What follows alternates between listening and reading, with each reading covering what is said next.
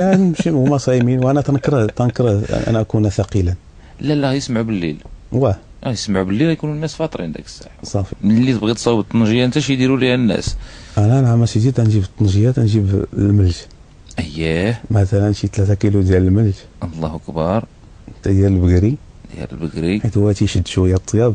اييه، سمعوا عباد الله، سمعوا. ايوا نعم سيدي تندير فيه واحد 60 ضرس ديال الثومه. هذه خاصه بيا وما تنصحش المستمعين يديروها لا توقع شي حاجه ونتحمل انا المسؤوليه. المهم انا تندير هذا الشيء. 60 هو كيديرها، الناس شحال يديروا؟ 70 كاع يديروا 4 ولا 6 ولا كله قياسه. 60 ولا 70 لا ياش. ما عرفت علاش ما خصني نفكر هذه المصيبه هذه ما عرفتني جات. ايوا ونعم سيدي تنجيب الزعفران الحر شعره. دير السمن مذوب ديال الدار وشي شويه ديال المصير، يكون مصير قديم وعتيق مزيان. الله اكبر. ايوا تحط داك الشيء نعم سيدي في الكوكوت ولا في كذا تشحر شي شويه تزيد عليه الماء بالقدر الكافي. اييه. وتخلي داك الشيء تيطيب على المهل بشويه. المهل ملي تكمل تاكل لك بركه، ولكن خصك تاكلو تنعس. ما تدورش لا من هنا لا من لا لا لا، خرجتي تقدر تلف ما باغي تعرف الدخول ولا تقدر تنسى سميتك زعما يسولوك شكون تقول لهم عاقله على الطنجيه. 60 درس الثومه شويه كذا. ولكن 60 درس زعما ماشي بزاف. واه جربناها انا مرارا ما شداتش فيك بعدا انت، ما كاين حتى مشكل. شويه تيحمروا الودنين شويه.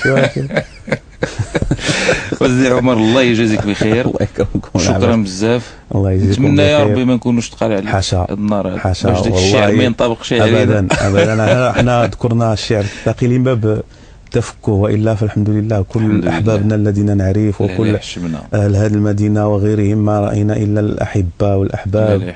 واشكركم جزيل الشكر على هذه الزياره، ومن ذكرناه فما ذكرناه بما يستحق يعني من الخير، والذي لم نذكره نعتذر اليه.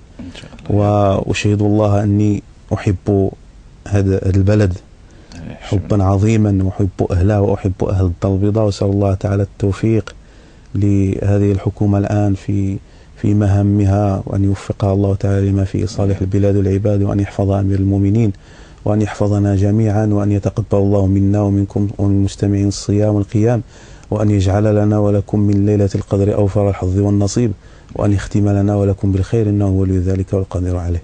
يا ربي آمين. جزاكم الله خير. الله يجزيك بالخير، وأكيد الناس استمتعوا بهذا الحديث إن شاء الله، وأكيد يجي فرص أخرى إن شاء الله. مرحبا. تجي عندنا أو نجيو عندك، مرحبا، نبقاو في تواصل. مرحبا.